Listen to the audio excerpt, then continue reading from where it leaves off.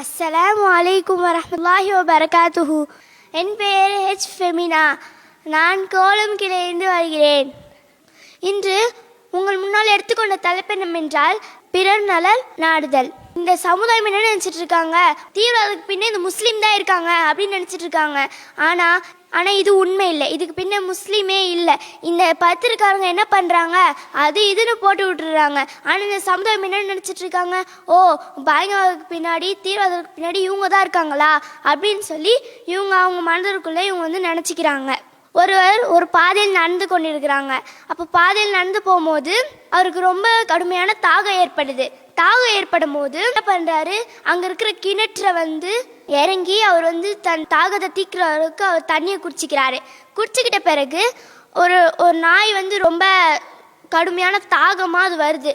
இவர் என்ன பார்க்குறாரு, அந்த நாய் ஈரமண்ணை நக்கிட்டு இருக்கிறத இவர் பார்க்குறாரு. பார்த்தோன்னே ஒரு மனசுக்குள்ளே நினச்சிக்கிறாரு, ஓ நம்மளுக்கு ஏற்பட்ட மாதிரி தானே இந்த நாய்க்கும் ஏற்பட்டிருக்கும் அப்படின்னு சொல்லி நினச்சி உடனே ஒரு மறுபடியும் கிணற்றுக்குள்ளே இறங்கி தன் காலுறையில் தண்ணியை நிரப்பி கொண்டு அந்த நாய்க்கு புகற்றாரு. அப்போ அல்லாஹ் இவரோட செயலை பார்த்து இவருக்கு சொர்க்கத்தை வழங்குறான். இவர் பாவம் எல்லாம் மனசு இவருக்கு சொர்க்கத்தை வழங்குறான்.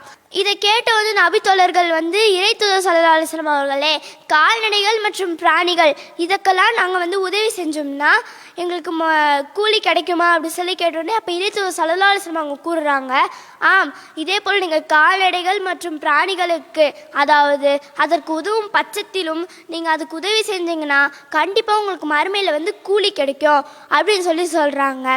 இந்த இஸ்லாம் ஒரு நாய்க்கு கூட உதவி செய்யணும்னு சொல்கிற இஸ்லாம் ஒரு மனிதனை எப்படி துன்படுத்த சொல்லும். திருமறையில் கூறுறான் 5வது அத்தியாயத்தில் 32வது வசனத்தில் இது மாதிரி, யார் ஒரு மனிதரை கொலை செய்கிறாரோ அவர் உலகில் உள்ள அனைத்து மக்களையும் கொலை செய்து போலவர் அப்படின்னு சொல்கிறான். இன்னொரு இதுவும் இருக்கு, யார் ஒரு மனிதரை வாழ வைக்கிறாரோ அவர் உலகில் உள்ள எல்லா மனிதரையும் வாழ வைத்து போலவர் அப்படின்னு சொல்கிறான். ஒரு மனிதர் கொலை செஞ்சாலே அல்லாஹ் சொல்கிறான். அப்போ எல்லா மனிதரும் கொலை செஞ்சால் நரகத்தில் என்ன வேதனை இருக்கும் நீங்கள் கொஞ்சம் சிந்திச்சு பாருங்க மக்களே. அதே மாதிரி நம்ம ஒரு மனிதர் வாழ வச்சாலே சொர்க்கத்தில் அப்படி இப்படின்னு சொல்கிறான். அப்போ நம்ம எல்லா மனிதரும் வாழ வச்சா நம்மளுக்கு எவ்வளோ சந்தோஷமாக இருக்கும் நீங்க நினைச்சுக்கலாம். ஒளியட்டும் பயங்கரவாதம், ஓங்கட்டும் மனிதநேயம்.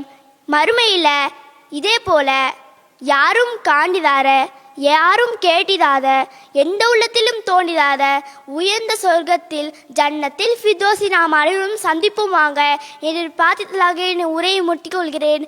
வாஹிரத்துவானா அஸ்ஸலாமு அலைக்கும் வரஹ்மத்துல்லாஹி வபரகாத்துஹு.